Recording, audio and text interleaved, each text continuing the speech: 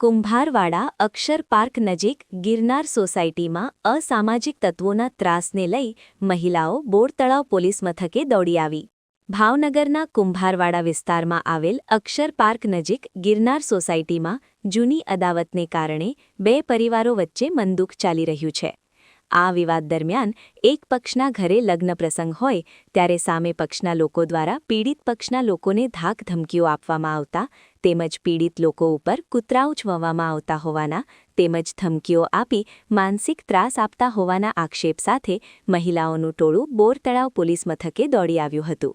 મહિલાઓ દ્વારા આક્ષેપ કરવામાં આવ્યો છે કે સામે પક્ષના લોકો દ્વારા જાહેરમાં બહેન દીકરીઓને ઉઠાવી જવાની તેમજ ટાટિયા ભાંગી નાખવાની ધમકીઓ આપવામાં આવે છે. ત્યારે તેમના ઘરે લગ્ન પ્રસંગ હોય પોલીસ તેમની મદદ કરે તેવો આશાવાદ મહિલાઓએ વ્યક્ત કર્યો હતો. રિપોર્ટર ફિરોજ મલિક, ભાવનગર.